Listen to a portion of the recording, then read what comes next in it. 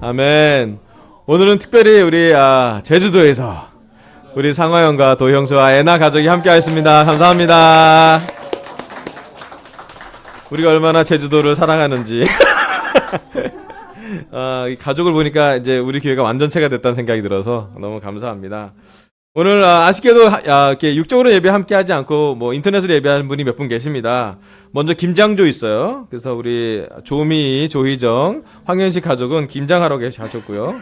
민호 보건이도 김장에 투입된 것 같습니다. 그다음에 가족 여행으로 해서 우리 동현 형제가 잠깐 산소를 간다 그래서 갔다 온다고요. 그다음에 결혼 준비조가 있어요. 그래서 오늘 예배 끝나고 오후 4시에 아까 주보에도 나와 있지만 우리 이학선 형제의 동생 진희 자매와 우리 옛날에 우리 한주영 상우 형님이라고 해야 되나? 우리 집사님이었던 상우 형님의 맏아들인 한주영 군이 주영과 진희가 오늘 오후 4시에 결혼합니다. 예, 또 결혼하기 위해서 우리 재원 형님도 오시고 가족들이 많이 되게 오시니까 끝나고 가서 많이 교제하시면 참 좋겠습니다. 참 우리 가족들이 다 곳곳에서 지금 함께 예배를 드리셔서 너무 감사하고요. 또 결혼 준비하고 있는 학선이하고 또 우리 승환 형남이도 많이 도와주고 있는데 너무 격려를 드리고 싶습니다. 자, 올해 우리는 성령님이 가득한 성령님에 대해서 설교를 하고 있었는데요. 여러분 보시면 알겠지만 우리 지난 주중 예배 때 크리스마스 장식을 했습니다. 좋지 않아요? 네. 예, 추리도 뒤에 좀 있고 되게 교회가 따뜻해진 것 같고 아늑해진 것 같아서 수고해주신 분들에게 너무 감사의 마음 전하겠습니다. 또 오늘 우리 모진영님 성찬에 또 헌금의 마음을 주셔서 너무 감사드리고 싶고요. 올해 우리는 성령이 가득 찬 교회, 또 기쁨이 가득 찬 교회를 위해서 기도하고 있는데 마침 성령과 관련된 말씀을 알게 되었어요. 다음 슬라이드 넘겨주세요. 넘겨주시면 감사하겠습니다. 예, 이 설교는 사실은 맨 왼쪽에 영어 이름으로 풀네임은 다니엘 오디티라는 목사님 계세요. 맨 왼쪽에. 이분이 오렌지 카운티 목사 수련회에서 설교를 하신 것을 우리 베이느 목사님이 가져와서 우리 전임 수련회 때 좀 나눴었는데 되게 내용이 좋았어요. 이 다니엘 오리티, 댄 오리티라는 이 목사님은 스페인어를 잘 하시거든요. 그래서 그 남미 계통에 있는 사람들과 또 LA에 있는 히스패닉 그러니까 그분들을 사역하는 그런 목사님인데요. 아주 좋은 책을 읽으셨더라고요. 책이 우리나라로도 번역이 돼 있어요. 영어로 Wild Goose Chase라는 영어 단어. 우리나라는 이제 화려한 영성이라고 이 책을 읽고 되게 연구해서 했는데 되게 도움이 됐습니다. 그래서 저도 이걸 듣고 보고 이 책을 다 읽었는데 우리 강서 제자들한테 성령이 가득 찰 수 있도록 이 설교를 좀 했으면 좋겠다 해서 준비를 했습니다. 이 댄 오리티 목사님은 여러분 혹시 변준우 형제 알아요? 룸메이트였어요. 심지어 나이도 비슷해요. 근데 이렇게 성장했어요. 아멘. 자, 다음 슬라이드 넘겨주세요. 우리 함께 요한복음 3장 8절 함께 같이 읽어볼게요. 요한복음 3장 8절 바람은 시작. 바람은 불고 싶은 대로 분다. 너는 그 소리는 듣지만 어디에서 와서 어디로 가는지는 모른다. 성령으로 태어난 사람은 다 이와 같다. 아멘. 여기 예수님이 니고데모에게 물과 성령으로 다시 태어나는 걸 얘기하면서 마지막에 했던 말씀입니다. 예수님이 성령으로 태어난 사람은 종잡을 수 없다고 얘기했죠. 바람처럼 분다고요. 여러분 바람이 불어오는 건 알죠, 그죠? 근데 어디로 갈지는 바람이 방향이 자꾸 바꾸잖아요. 성령님으로 태어난 것이 다 이와 같다라고 얘기를 했어요. 다음 슬라이드 넘겨주세요. 여기 푸뉴마라는 바람 또는 영을 뜻하기도 하고 바람을 뜻하기도 하는 게 있는데 그래서 성령, 푸뉴마, 바람 이렇게 같이 연결이 되고 있습니다. 즉 어디로 갈지 우리가 잘 예측하기 어렵다라는 거예요. 그래서 여기 와일드구즈라고 한번 넘겨주세요. 왜 와일드구즈가 뭐냐? 뭐 직역하면 야생 거위예요. 조금 의역하면 야생 기러기예요. 여러분 기러기 보신 적 있으시죠? 기러기가 날아갈 때 멀리 날아가잖아요. 그죠? 그래서 보면 야생 기러기를 쫓는다는 것. 와일드 체이즈는 뭐냐면 영어 속어도 되는데 그게 뭐냐면 예측 불허하다. 종잡을 수 없다. 또 와일드 체이즈 교자면 헛수고라는 뜻이에요. 그냥 단어로 이렇게 돼 있습니다. 어떻게 따라갈 수 없다. 이 성령님이 또 그렇기 때문에 그럴 수 없다. 그리고 켈트 영성가라고 있어요. 고대 다음 슬라이드 한번 넘겨주시면 이렇게 와일드 굿 체이즈라고 이 책 타이틀이 돼 있습니다. 멋있죠? 다음 거 넘겨주세요. 켈트 영성가라는 사람들이 있어요. 이 사람 누구냐면 스코틀랜드, 아일랜드, 뭐 잉글랜드에서 오랫동안 성경을 연구했던 분들이 있어요. 이분들 우리가 가까이 오냐면 브레이브하트 알죠? 프리덤 아시잖아요. 예. 그때 지역이 그 지역이에요. 거기에 이제 스코틀랜드나 아일랜드 영국 신앙자들인데 뭐 예를 들면 이 사람들 영향을 주는 사람들이 지금 셀틱스라고 이름이 되는데 다 들어가요. 여러분 셀틱 FC 들어본 적 있으죠? 축구. 예전에 있었어요. 지금 일부 리그가 안 해서 좀 그렇고 농구에 보스턴 셀틱스라는 데가 있어요. 넘겨주세요. 사진. 예, 요 지금 이 하일리 어빙이라고 하는 사람이 있는데 유명한 이들의 기본 색깔이 초록색이에요. 초록 띠가 있고 다음 거 보세요. 팬들이 이래요. 이렇게 정통 문양이 초록 문양으로 자기는 켈트 그러니까 그 시대의 이 색깔을 측정한 사람인데 이 사람들이 영성가들이 부른 게 뭐냐면 와일드 구즈를 어떻게 부르냐면 성령으로 불러요. 성령의 약간 별칭같이. 왜 그러냐면 어디로 가서 어디로 가는지 모른다는. 그죠? 그럼 우리 성령님이 우리를 인도하세요. 아멘. 근데 우리는 아까 예수님이 얘기했지만 바람처럼 우리가 성령님이 어디서 와서 어디로 가는지 잘 몰라요. 그죠? 우리가 잘 안다면 더 하나님을 잘 따라갈 수 있겠죠. 하지만 우리가 성령님을 쫓아 사는 삶이기 때문에 성령님을 잘 따라가는 삶으로 우리 삶을 가득 채웠으면 좋겠습니다. 다음 슬라이드 넘겨주세요. 갈라디아서 5장 25절 같이 볼게요. 우리가 성령으로 삶을 얻었으니 우리는 성령이 인도해 주심을 따라 살아갑니다. 아멘. 우리가 성령이 어디로 가서 어디로 가는지 잘 모르겠지만 지금까지 우리를 인도하셨던 많은 부분에 성령님의 인도하심을 느낄 수 있죠. 아멘. 여러분 처음에 교회로 올 때 누군가가 여러분을 초대했겠지만 여러분의 그 초대를 응답하고 그 초대를 할 수 있게 개입한 분이 바로 성령님일 거예요. 맞아요?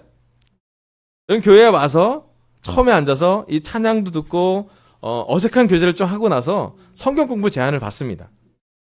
근데 성경을 같이 공부한다고 결정할 때도 성령님이 여러분 마음에 어떤 식으로 인도하셨을 거예요. 아멘. 그리고 성경 공부를 막 진행합니다. 좋은 공부도 있었고 관계를 쌓는 공부도 있었지만 중간에 깊이 있는 공부가 진행됩니다. 죄 공부도 하고요. 십자가 공부도 하고요. 회개의 공부도 하고 세례의 공부도 합니다. 이 모든 과정을 겪었을 때 그 또한 중간중간에 성령님이 역사하시고 인도하시면 볼 수 있죠. 아멘.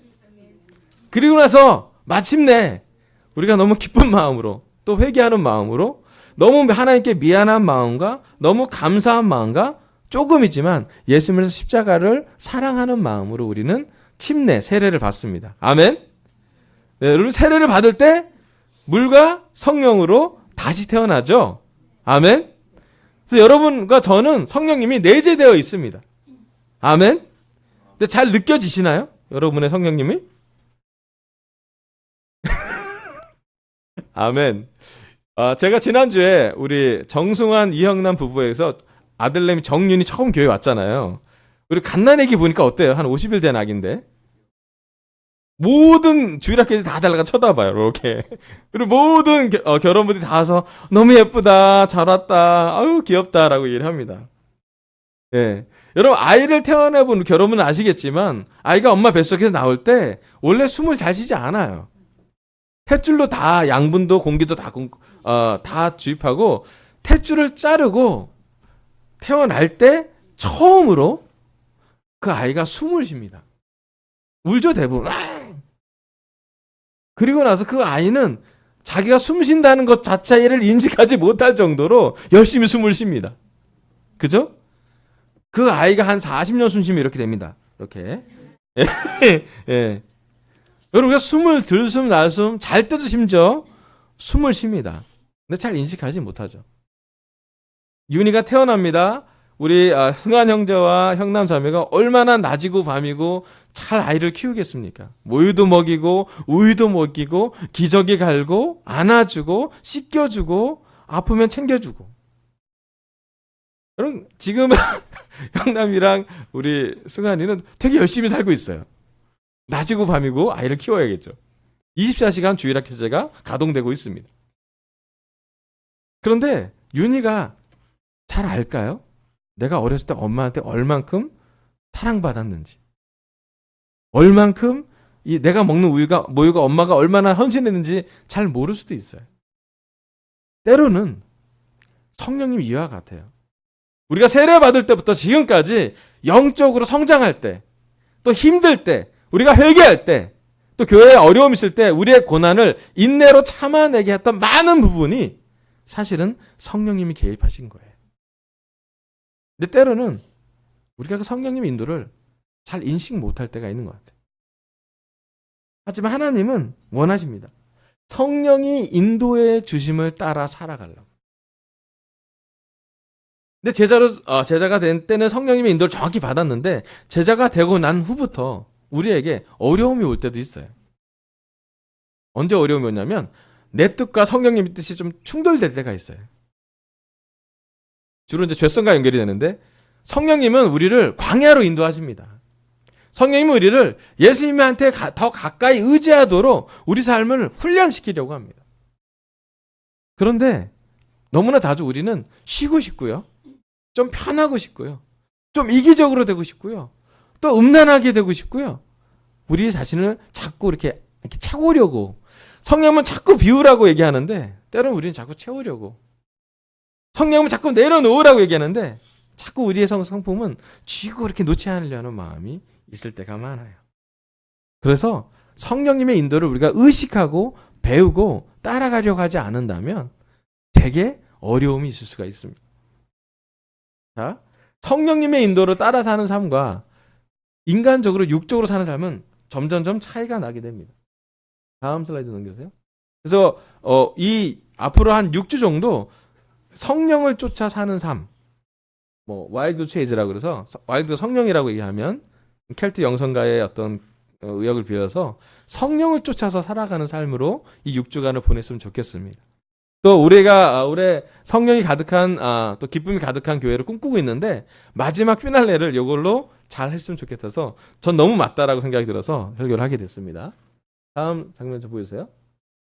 데살로니가 전서 5장 19절 보겠습니다. 성령을 소멸하지 마십시오. 아멘.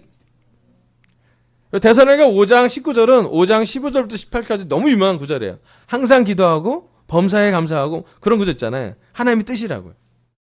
그리고 난 다음에 나온 말씀이 성령을 소멸하지 말라고, 영어로는 성령님의 불을 끄지 말라라고 나와 있어요. 되게 사도행전에 보면, 또 1세기 제자들을 보면 성령님의 상태를 높낮이의 상태가 있어요. 성령이 가득한 사람이 있고요, 그렇지 않아요? 그 당시에 성령이 가득한 사람이, 성령이 충만했던 사람이 집사님이 되시죠. 성령이 충만한 사람들이 말씀을 전하고, 성령이 충만한 상태에서 스데반은 핍박 속에 죽게 됩니다. 예, 성령님이 충만한 사람들이 성경에 나와요. 그죠? 하지만 성령님을 받았지만 성령님을 가득하지 않은, 성령님의 불을 소멸했던, 성령이 적었던 사람도 나와요. 누군가요?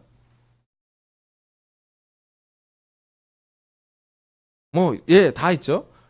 제일 가까이 나온 게 뭐냐면 아나니아 삽비라예요. 그는 제자였어요. 심지어 헌금을 했습니다. 모든 사람들이 온 마음으로 모든 걸 헌금할 때 그는 얼마간 따로 떼어놨어요. 그리고 사도들에게 속이고 헌금을 했어요. 다음 주에 특별 헌금인데 기장이 되긴 한데, 그런데 그 속인 그것 때문에 성령을 속였다고 표현해요, 베드로가. 그리고 그는 죽음으로, 성령을 받았던 사람이지만 대가를 치르는 삶으로 살게 됩니다. 그래서 사도행전을 잘 연구해보면 성령이 가득한 사람이 있고 성령이 잘 비어있는, 성령의 불이 꺼져 있는 사람을 볼 수가 있어요. 아멘. 제자로 사는 우리도 그렇습니다. 영크리스찬 때는 우리가 너무나 기뻤어요. 초코파이로 초를 꽂아도 축하받으면 감사했어요. 아멘? 그랬잖아요. 그죠? 우리 시작은 초코파이에 욕불레였잖아요. 이렇게 해갖고. 너무 좋았어요. 아멘? 핍박을 받아도 좋았어요. 가족이 너는 왜 교회를 가냐? 직장에서 너는 왜 교회를 매주 가야 되냐? 너는 왜 야근을 안 하냐? 그런 여러 가지 어려움 속에도 우리는 성령님의 불이 계속 타고 있었어요. 그런데 제자로 오래 살면서 여러 가지 경험을 하면서 사탄이 또는 이 세상이 또는 내 자신이 성령님의 활동을 성령님을 제한하고 있을 때가 좀 있어요. 그러지 않습니까? 성령님의 일이 성령님의 인도로 우리가 삶을 살아야 되는데 나도 모르게 또는 알고 있지만 모른 척하며 성령님이 원하지 않는 삶으로 우리를 갈 때가 있습니다. 그게 현실일 수도 있고 어려움일 수도 있고 다른 사람은 얘기할 수 없는 그런 고난일 수도 있는 것 같아요. 하지만 성령님이 제한될 때가 있어요. 자, 다음 그림을 좀 보도록 하겠습니다. 그래서 그림 두 가지만 보여주세요. 여기 보면 왼쪽 면에는 야생 호랑이와 야생 코끼리가 나옵니다. 오른쪽에는 우리에 갇힌 길들여진 그런 그 호랑이와 그런 코끼리가 나옵니다. 여러분 호랑이랑 사자 본 적 있으시죠? 주로 어디서 보셨나요? 여러분 서울대공원이나 저기 그 동물원에서 호랑이나 사자를 보면 어떠고 있나요? 예. 이게 저기 내셔널 지오그래피에서 보이는 그런 호랑이 눈빛은 아니잖아요? 걔네들은 늘 자요. 그리고 사람이 가까이 오면 그들이 이렇게 야생성을 갖고 눈을 아이 오브 타이거가 호랑이의 눈을 간 게 아니라 뭐 한 줄 알아요? 뭐 줄 거 있나? 쳐다봐요. 그죠? 예. 동물원에 갇힌 호랑이나 사자는 야생성이 사라집니다. 정하던 시간에 일어나서 우리 밖을 나와서 우리도 되게 좁죠. 우리 밖을 나와서 좀 거닐다 근육이 있어야 되니까 심지어 닭도 다 닭털이 뽑아져 있는 닭이 나와요. 먹기 좋게. 고기도 다 쓸어져 나와요. 씹기 쉽게. 자, 이 두 사진을 볼 때 오늘 우리 강센터에 있는 제자들의 성령님의 상태는 어떻습니까? 여러분 호랑이가 사자가 창조된 때 그 원칙은 정말로 아프리카 광활한 초월에서 마음껏 야생성을 갖고 건강하게 사는 것으로 창조되어 있습니다. 그런데 사람들이 길들이죠. 호랑이를 잡고 사자를 잡고 코끼리를 잡아요. 특별히 코끼리 같은 경우는 어렸을 때부터 체인을 놓고 멀리 가지 못하게 잡아놔요. 코끼리가 다 자라서 성체가 되었을 땐 그 체인을 끊을 수 있지만 끊어지지 않습니다. 왜? 어렸을 때부터 잡았던 그 체인이 있기 때문이죠. 여러분 하나님이 우리를 세례 주었을 때 주셨던 성령님은 바람과 같이 제한되지 않은 성령님이었어요. 우리 자신을 변화시켰고 우리를 죄를 싸우게 했고 우리를 회개시켰고 우리가 어떠한 핍박에도 불구하고 하나님의 일을 가장 우선시할 수 있도록 인도하셨던 성령님을 우리는 세례받았을 때 받았습니다. 자, 이제 10년, 15년, 20년, 저는 28년, 도희 누나는 29년, 내년에는 30년 되시죠? 자, 여러분의 성령은 혹시 우리의 뭔가에 갇혀있지 않습니까? 우리가 세례받을 때는 죄에서 자유로운 사람이 되라고 세례를 받았지만 여러분 20몇 년이 지난 지금 우리의 성령님은 우리의 어떤 삶에 제한을 두고 있지 않습니까? 아니 정확히 얘기하면 성령님은 자유로우신데 우리가 여기 나와 있는 우리에 갇혀있는 호랑이나 코끼리처럼 우리 하나님의 원래 창조된 목적과는 거리가 있게 살고 있지는 않습니다.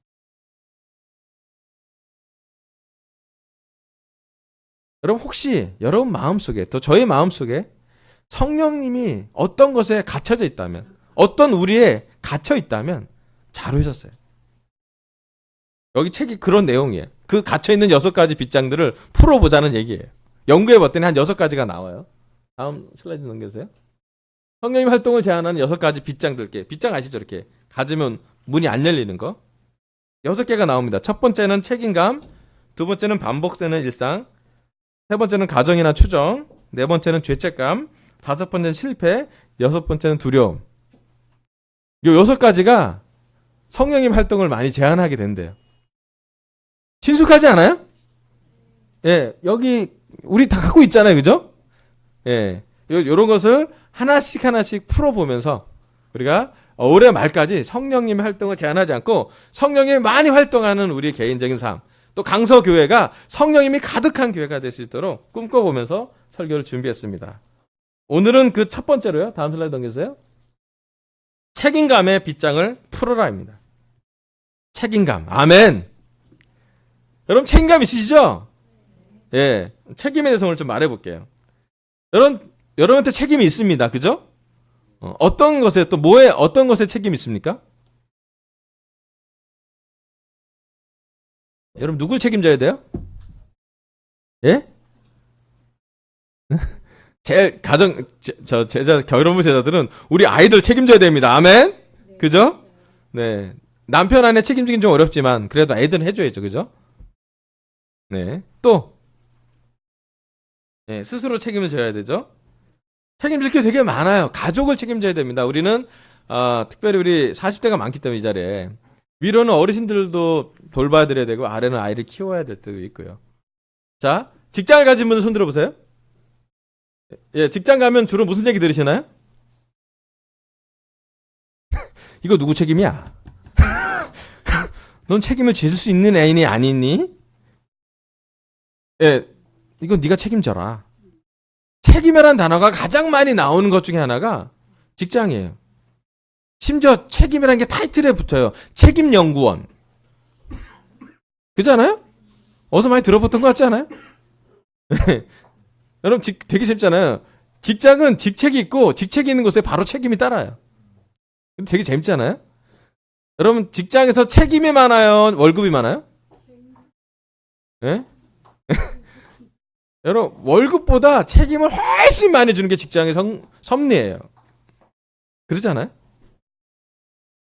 제가 이 6가지 중에 저한테 가장 도움이 됐던 것 중에 하나가 책임감이었어요.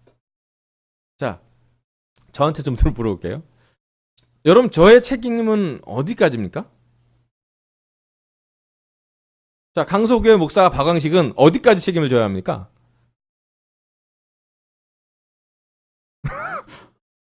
아멘. 저의 영성이면 너무 감사하고요. 예, 성경에는 양떼들을 잘 돌보라고 써 있어요. 아멘. 예, 저에게 인도자로서 책임이 있어요.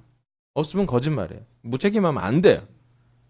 근데 반대로 교회 인도자로 살면서 저는 책임을 많이 지는 것을 기대하는 제자들을 봐요. 죽을 때까지 책임져야 될 사람도 있어요. 그래서 점점점 책임감이 줄이려고 하는데 나이가 많아지고 역할이 생기면서 책임이 이렇게 늘어가는 저를 보게 됩니다.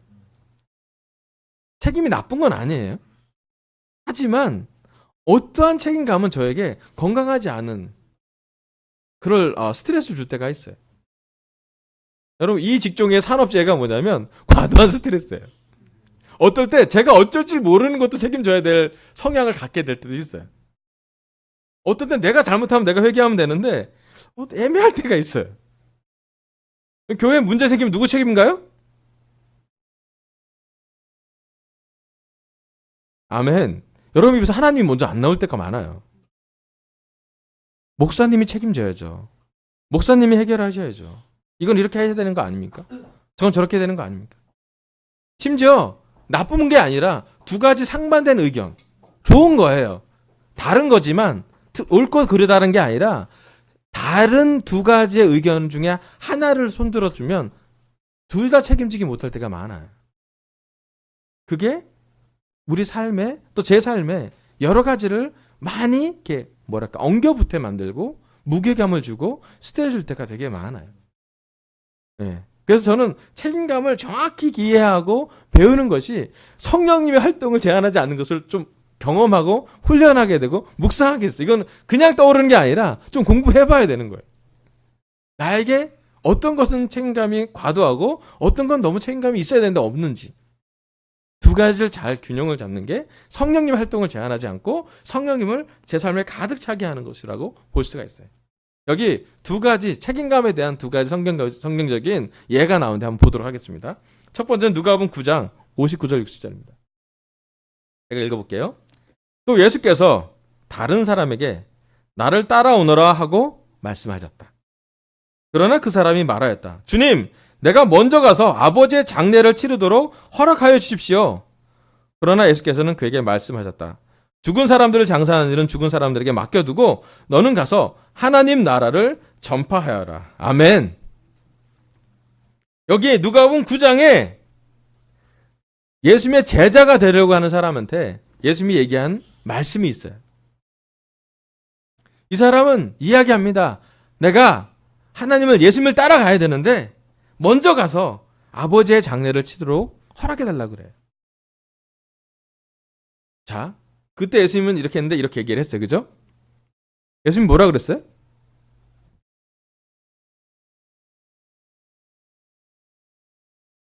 그 사람이 기뻐하는 얘기 안 했어요. 네? 제가 적용해 봤어요. 저희 삶에. 여러분 중에 누가 저한테 와서 예수님 제대로 살고 싶은데 먼저 가서 아버지 장례 치르고 온다 그러면 제가 뭐라 그럴 것 같아요? 야, 가라. 나도 갈게. 좀만 기다려봐. 나 문상 드려야 되잖아요. 그죠? 예. 네, 저는 그랬을 것 같아요. 요즘은 그래야 돼요. 그죠? 근데 왜 예수님은 유대인의 이 사람에게 아버지의 장례를 치르려고 얘기하는 사람에게 이렇게 말했을까요? 그럼 유대인에게 있어서 아버지의 장례는 뭐와 직결될까요? 여러분, 이 아들은 상주였어요. 장례를 한 번 가는 문상객이 아니라 장례를 처음 끝까지 진행해야 되는 상주의 책임을 갖고 있었어요. 우리나라도 그렇지만 유대인들에게 아버지는 돌이라고 이야기를 해요. 효도라고 하잖아요. 자, 여기 있는 아들은 책임감이 있었습니다. 장례를 치러야 될 책임이 있었고요. 장례를 마쳐야 될 의무가 있었습니다. 그런데 예수님이 얘기해요. 죽은 사람들의 장사하는 일은 죽은 사람들에게 맡겨두고 너는 가서 하나님의 나라를 전파하라고. 여러분, 우리가 이 남자라면 무슨 마음이 들까요? 우리가 예수님한테 이런 얘기를 들으면 우리는 어떤 느낌을 가지고 있을까요? 저는 이 남자의 마음이 되게 힘들었을 것 같아요.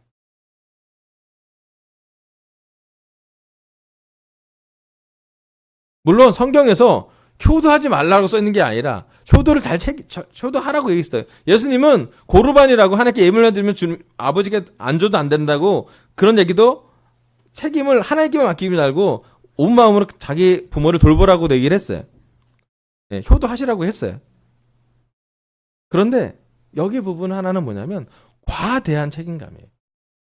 누가 보기에 하나님 보기에, 누가 보기에 예수님 보기에, 내가 보기에 책임감을 결정하는 게 아니라 예수님 보기에 이 남자는 과대한 책임감을 갖고 있는 거예요. 사실 이건 되게 어려운 얘기예요. 개인적으로 성경을 보면서 제 마음이 자꾸 걸려오는 얘기예요. 그런데 다시 복음으로 들어가서 우리가 예수님의 제자가 될 때 우리의 부모보다, 우리의 아내보다, 우리의 자녀보다, 심지어 내 소유보다 예수님을 먼저 주고자 결정하지 않았습니까? 그게 예수님의 제자 아닙니까? 아멘? 그런데 예수님의 제자가 난 후에 우리는 얼만큼 우리의 부모보다, 우리의 아내보다, 우리의 자녀보다, 심지어 내 자신보다 예수님을 먼저 두고 있다고 느껴지십니까? 언제 느끼십니까? 어떻게 느끼십니까? 자주 느끼십니까?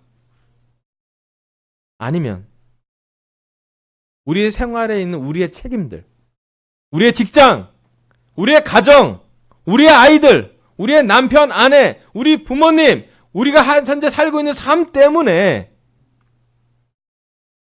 예수님을 우선순위에서 내려놓고 있지는 않습니까?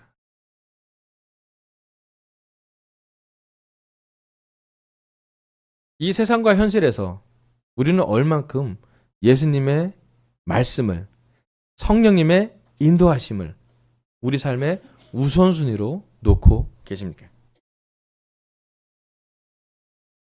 제가 이 구절이 저한테 개인적으로 되게 중요한 구절이에요. 왜 그러냐면요. 제가 1997년에 3월에 군대를 제대하고 나서 학교를 복학하고 나서 제안을 받습니다. 왕식아, 너 교회에서 전임을 일했으면 좋겠다. 근데 저는 잠깐 기도할 시간을 달라 그러고 어디로 갔냐면 저희 아버지 산소에 갔어요. 충청북도 음성에 있는 저희 아버님 산소에 가서 기도했어요. 생각을 깊게 해보고 말씀을 보던 게 이 구절을 봤습니다. 제가 아버님이 돌아가셨을 때는 아버님이 복음을 들을 수 있는 많은 기회가 많지 않았어요. 그런데 생각을 했어요. 제 인생을 세상적으로 돈을 벌고 성공하고 살고 싶은지, 아니면 말씀을 전하며 말씀대로 살고 우리 아버지처럼 복음을 듣지 못하고 돌아가신 분들 한 사람이라도 더 구원하기 위해서 노력하고 살 것인지. 그때 되게 막 눈물도 나고 마음에 좀 여러 가지 마음. 그래서 제가 못 지낼 때는 아버지 산소에 가요. 저의 초심, 우리가 영적으로 가장 중요한 시간, 가장 밑바닥에서 예수님을 따랐을 때 그 모습. 여러분, 우리의 초심은 하나님과 예수님이 제1순위였어요.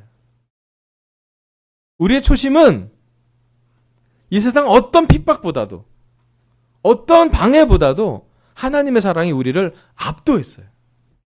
그렇지 않습니까? 그럼 성령님의 불은 꺼지지 않고 있고 활활 타고 있었어요.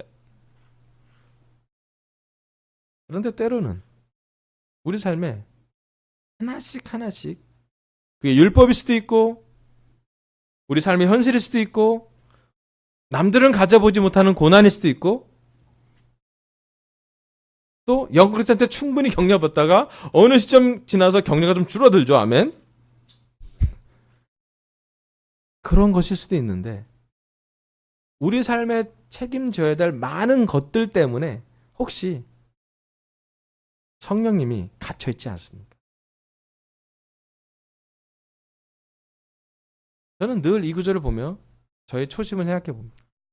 내가 아버지의 장래보다, 내가 유대인들이라 할지라도 가장 1순위가 하나님과 예수님의 말씀이고 예수님의 명령인지, 아니면 내 뜻인지.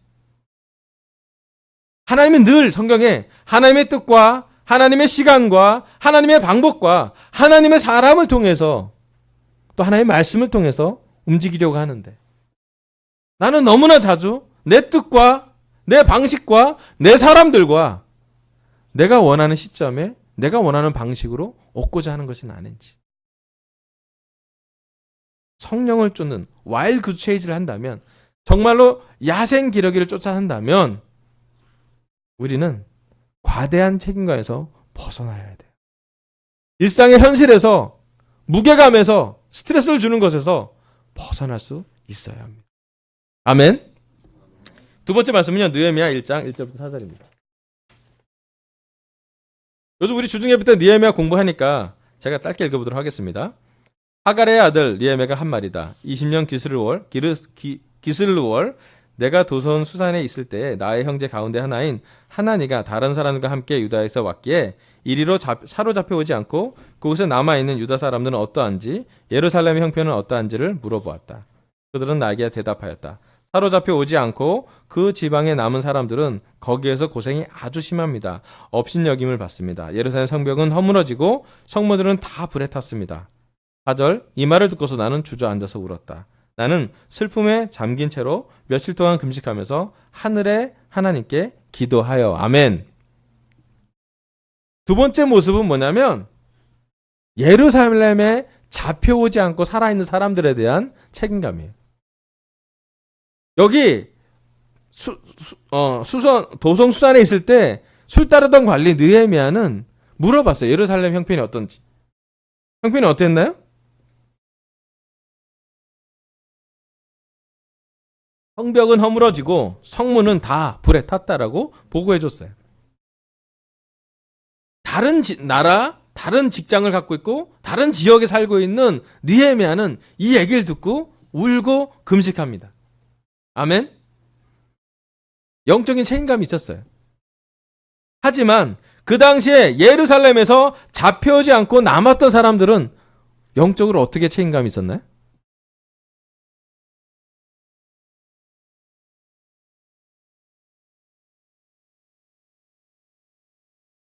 설교 두 번째 책임감의 포인트는 뭐냐면 이 당시에 예루살렘 사람들은 영적으로 책임지지 않았다라는 거예요. 느헤미야가 오기 전엔 성벽을 만들 생각도 하지 않았고요. 에스라가 진행되기 전엔 성전을 건축하지도 않았습니다. 물론 그들의 삶은 비참했겠죠. 바벨론에가 다 쓸어갔고 좋은 시간, 좋은 건강한 국가는 아니었을 거라고, 삶은 비참했을 거라고 분명히 이해할 수 있어요. 전쟁 후였고요. 건강하지 않았을 거예요. 그들이 더 나은 재정적인 상황, 더 좋은 상황은 아니었다라고 분명히 이해할 수는 있죠. 우리나라도 그랬잖아요. 6.25 전쟁 후에 우리나라 사람들이 건강하지 않았어요. 하지만 느헤미야가 와서 느헤미야서를 요즘 공부하면서 느낀 거 뭐냐면 그에게는 영적인 책임감이 있었어요. 그 영적인 책임감은 그로 하여금 영적인 꿈을 꾸게 하고 그로 하여금 성령님의 인도로 그 술 따르던 관리 벗어나서 예루살렘으로 돌아오게 합니다. 돌아오게 한 것뿐만 아니라 성벽을 제거시키죠. 성벽을 제거만 한 거 아니라 한쪽으로 싸워야 되고 한쪽으로는 성벽을 지어야 됐고요. 나중에 예루살렘 총독이 된 다음에 느헤미야하고 에스라가 같이 해서 말씀을 율법을 읽고 나서 초막절을 재건시키고요. 성전과 성벽만 재건한 게 아니라 그들과 이스라엘 사람들과 하나님의 관계를 회복시켜 놓습니다. 적절한 책임감이죠. 하나님이 아마 느헤미야를 선택한 이유는 책임감 있는 사람이었던 것 같아요. 책임을 지는 모습, 대가를 치르는 모습, 헌신하는 모습이 느헤미야서에 나와 있습니다. 한편 예루살렘에서 원래 살고 있던 제사장들은, 예루살렘에서 원래 갖고 있던 기득권들은 무엇을 하고 있었나요? 그들은 책임지지 않고 있었어요. 영적인 것은 그들에게 별 책임이 아니었습니다. 그들은 영적으로 과소한 책임감으로 살고 있었습니다. 여러분, 오늘 이 두 가지 예를 들면 하나는 장례를 치르는 한 남자, 하나는 느헤미야 시대의 예루살렘 사람들을 생각해 볼 때 하나는 너무 과대하게, 하나는 무식에, 또 하나는 너무나 아무 책임 없던 듯이 무관심하게 사는 것을 볼 수가 있습니다. 이 두 가지 다 하나님을 따르기가 어렵습니다.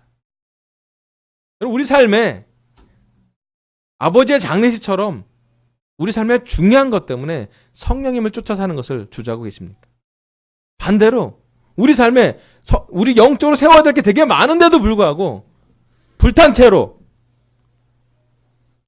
불에 그을린 채로 그냥 방치하고 있는 성령님은 있지 않으십니까?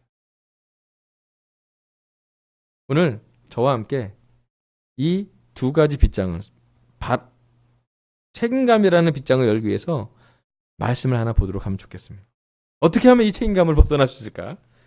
여호수아 3장 5절에 6절 8절 보도록 할게요. 읽겠습니다. 여호수아가 백성에게 말하였다. 당신들은 자신을 성결하게 하시오. 주님께서 내일 당신들 가운데서 놀라운 일을 이루실 것입니다. 여호수아가 제사장들에게 언약궤를 메고 백성보다 앞서 건너가라고 명령하자 그들은 언약궤를 메고 백성들 앞에 나아갔다. 8절, 이제 너는 언약궤를 맨 제사장들에게 요단강의 물가에 이르거든 요단강에 들어가서 서 있으라고 하여라. 아멘.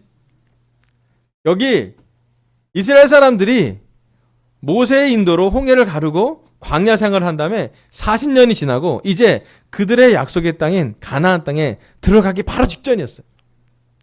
여러분, 가나안 땅을 가려면 넘어가야 될 강이 있어요. 그 강 이름이 요단강이죠. 예, 우리 찬송 중에 요단강 나오면 주로 죽음 얘기하는 거예요. 요단강 건너는 어딘지 아시잖아요, 우리. 그죠? 근데 원래 가나안 땅을 넘기에 요단강이 있었어요. 근데 이 당시에는 추수 때라서 요단강이 조그만 그런 개울가, 지금 개울가 같은 느낌인데 사실은 뚝이 가득 찼었어요. 제방을 넘을 정도로 쉽지 않았어요. 자, 이런 상황에서 하나님이 여호수아를 통해 명령합니다. 뭐라 그러나요? 예. 그 궤, 그 박스, 큰 박스거든요. 그 궤를 든 제사장이 박스를 메고 어렵게, 사실 그 4명이 메거든요. 메고 어딜 가야 되냐면 요단 강에 발에 물을 담가야 되는 거예요. 근데 그게 현명한 얘기는 아니라고 할 수도 있어요. 왜냐면 물이 많았거든요. 물살이 셌어요. 언약궤가, 그 박스가 넘어질 수도 있었고 위험한 상태일 수도 있어요. 그죠? 그런데 하나님은 얘기하십니다. 가서 서 있으라고요. 때로는 이것은 우리에게 새로운 것을 볼 수가 있어요. 왜냐하면 그 다음 구절 좀 보면 또 이해가 되는데요. 여호수아 3장 14절에 16절 한번 보도록 할게요. 다음. 예. 제가 읽어볼게요. 마지막 구절입니다. 백성이 요단강을 건너려고 자기들의 진을 떠날 때에 언약궤를 맨 제사장들이 백성 앞에서 나아갔다.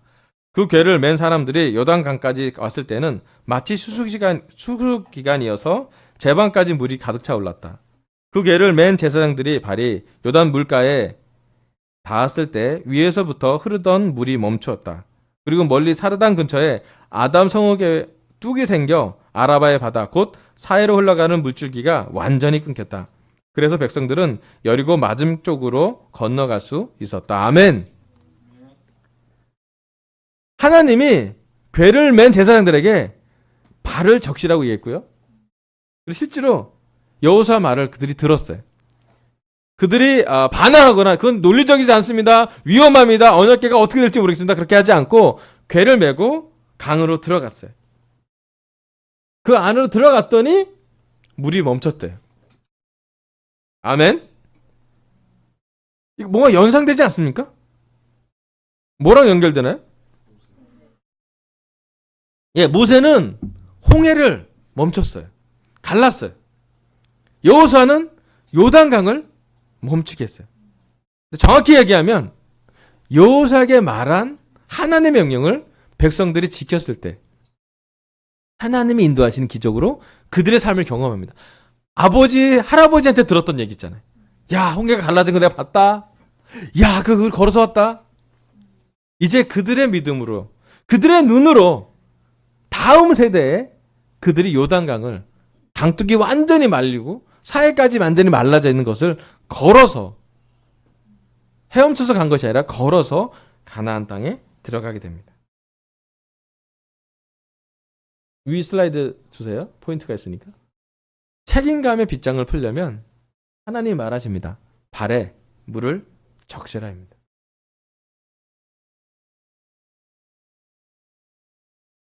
여러분, 성령님의 활동을 제한하지 않으려면 첫 번째로는 책임감을 좀 풀어야 되는데 우리에게 책임감을 풀려고 하는 최고의 도전은 뭐냐면 우리가 책임지려 하려지 말라는 거예요.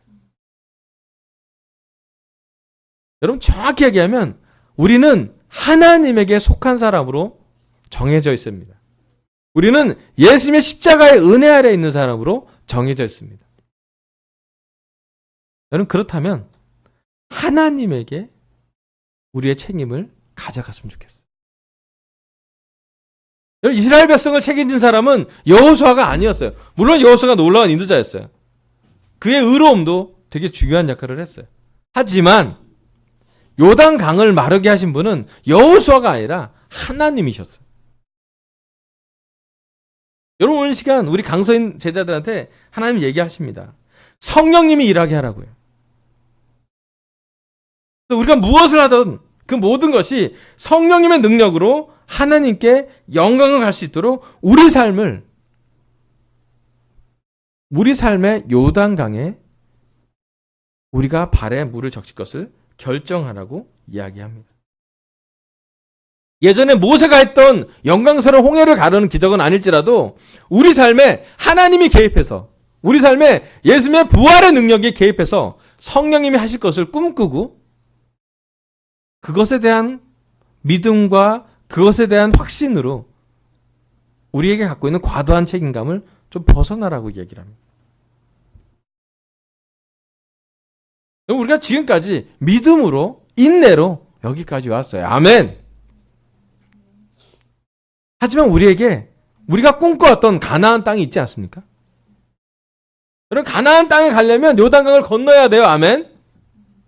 그럼 생각해 보세요. 우리의 요단강은 무엇인지, 나의 요단강은 어딘지 생각해 보세요. 내가 요단강을 건너가야 되는데, 내가 가나안 땅을 가야 되는데 내가 건너가야 될 요단강이 무엇인지 한번 생각해 보시고, 이번 주 숙제예요.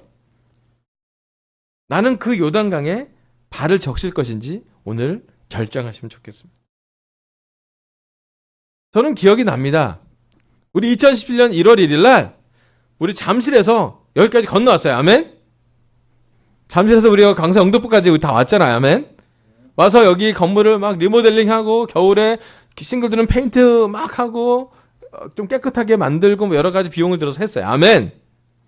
2011년에 우리가 뭘 했냐면 요단강에 발을 적신 것 중에 하나가 캠퍼스에 우리가 발을 적셨죠. 그래서 미국에 있는 캠퍼스를 불러서 한 달 동안 막 캠페인을 하고 여기 있는 두 가정은 형제 한 명씩을 다 한 4주 동안 먹이고 재우고 여러 가지 하면서 싱글도 막 서포트를 해주고 캠퍼스에다 우리가 발을 적셨잖아요. 그죠? 아멘? 잘하셨어요 여러분. 발을 적셨잖아요. 아멘? 헌신했어요. 그죠? 그래서 어떻게 됐어요 캠퍼스가? 줄어들었나요? 네, 그래서 생긴 두 자매가 여기 아직 앉아있잖아요. 오른쪽에 승은이 왼쪽에 주연이. 그때 세례 받았어요? 그죠? 제가 지난주에 되게 흐뭇한 시간을 지냈어요. 뭐였냐면 캠퍼스 중에 한 자매가 우리 빼빼로 데이 때 싱글을 격려줬으면 좋겠습니다 하고 빼빼를 사오자고 제안을 했어요. 그랬더니 우와 처음으로 캠퍼스가 싱글한테 빼빼로를 선물해줬어요. 어떤 자매는 거기다 성경 구절까지 써서 그걸 받아도 싱글들의 반응이 너무 좋은데 받아야 되니? 뭐 이런 거 있잖아요. 좀 찔린다. 좋은 의미로 따뜻함을 느끼게 했어요. 좋은 의미로 동생들인 캠퍼스가 언니, 오빠, 조심 정확히 하면 이모뻘이죠. 그 분들에게 뭔가 해줄 때 오는 뿌듯함이 교회에 지난주 빼빼로데이 예배였어요. 저는 좋았어요. 왜 그랬냐면 이런 거라고요. 정말 하나님이 이 캠퍼스 세우라고 우리를 헌신하게 했고요. 또 지금도 어느 정도 헌신을 계속 해가야 되죠. 다음 주에 우리 특별한 거 할 때 팀과 캠퍼스 더 내년에 더 세울 거예요. 내년에 특별히 강서의 팀 미니스트리를 세우려고 저는 기도하고 있어요. 아멘. 우리 재호랑 인범이에게 미니스트리 인도자가 있어야 되지 않겠습니까? 그죠? 내년에 팀으로 올라가는 유리하고 에리한테 또 인도자가 있어야 되지 않겠어요? 누군지 모르겠지만 생기겠죠? 네. 발을 적셔야 됩니다. 요단강을 보기만 해서는 안 돼요. 마른 요단강 가들려고 이렇게 가만히 있을 것도 아니에요. 이 제사장들처럼 언약궤를 맨 상태에서 우리는 뭔가 발을 적실 작정을 해야 합니다. 그러면요, 제가 믿기로는요, 선순환 일을 할 거예요.